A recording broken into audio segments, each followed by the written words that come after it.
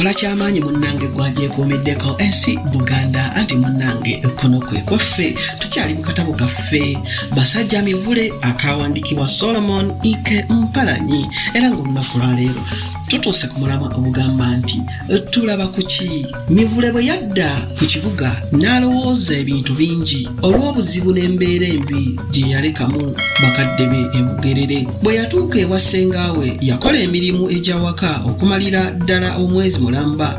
Ku ebyo mukoddomi kwe yasinziira nate okumunoonyeza omulimu mu ofiisi y'omuzungu mu Kampala. Omulimu gwali gwa boyi ofiisi. Omuvubuka yakolera omuzungu n'akamala era olwakola obulungi bw'atyo omuzungu kwe yasinziira n'amuwa omugogo gw'engatto enzirugavu n'amukubako n'essaati eya bbululu ey'emikono emiwanvu eyali ekyase mu biseera ebyo. Ku nsimbi Mivule ze yasooka okufuna yajjangako ntono nnyo n'agulamu obuntuntu obutonotono ezaasigalangawo n'aziteresa ssengaawe. Olw'okubanga Mivule yali afuuse munnakibuga yatandika okwefunira emikwano eyo ku mulimu ne ku kyalo ky'ewaabwe. Mu kiseera ekyo yeekolako mu kwambala n'okweyonja ye kennyini n'ebintu bye byonna bye yakozesanga. Mu biseera eby'eddembe mwe yatambulirangako okugenda okulaba ku banywanyi be, awo nno we yayambaliranga n'atonnya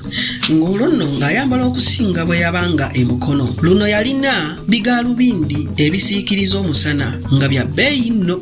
Yalina emigogo gy'engatto ebiri nga si miyonjo kitalo butalo, oluguudo mu nviiri nga talukkiriza kuva mu mutwe okuggyako mpozzi nga agunaabamu. Ettayi ye yali agiddidde nga buli lwabaako gy'alaga teva mu bulago. Kale nno abavubuka abalenzi n'abawala ne beegombanga nnyo Mivule. Abamu ne bamuganza. Mivule teyakoma ku bavubuka abato bokka, yakwana n'abantu abakulu bangi bw'atyo n'asobolanga okuyiga ebintu bingi eby'omugaso. Naye nga byonna bwe bitayinza kuba birungi yayingiramu ebikolwa ebibi bingi. Mivule yali yakakolako ebbanga ttono omwoyo gwa bakadde be ne gumuluma, kyeyava asaba mukama we amuweeyo ennaku bbiri agenda abalabeko omwoyo gumukke. Ne mukama we teyali mubi n'amukkiriza. Omulenzi yagulira bakadde be ebintu bingi era olw'obuzito bwabyo yasaba ddereeva eyamujja e Kampala amutuusize ddala mu maka g'abakadde be. Ku olwo lwe yatuukirako eka ekyeggulo kyali kinyuvu nnyo.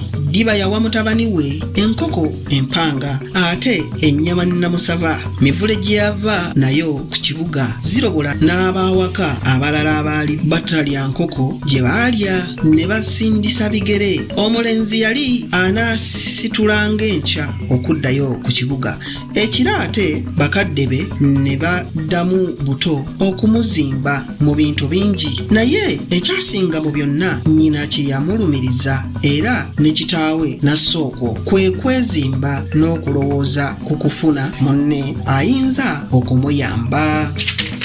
Nyina yamubuulirira nnyo n'amugamba nti Abaganda bagamba nti olukula luyonka abaana baalwo. Naawe nno kaakati gw'osigadde okutuyonsa otuli wala naye tetweraliikirira. Kasita tumanya nti ebisaanira mu bantu by'okola eby'okuwasa tubyogeddeko naye tebyetaaga kubuguutanirwa naddala eyo gy'oli. Era abawala buli ngeri abeekuba dikini ne beerungiya kungulu so nga abamu munda myokoola. Mwana wange nkusaba kimu, teweetabanga mu biduula by'abakozi b'obubi kuba omwo mwe muva obubbi n'obwakkondo, mwe musibuka obwenzi era obutamiivu mwe buva. Nyina olwasirisa ebyo kitaawe n'amugamba nti nze sirina bingi bya nnyo byakukugamba, binandikugambye Katonda yabikutuusizzaako dda, anti ebibala biibino mbirabye. Nnyoko olese omubisse amagumba, empewo tekyamufuuye. Nze wuuno ompadde entambula ennungi olw'ekkanzu ey'ekitiibwa gy'ompadde. Kaakati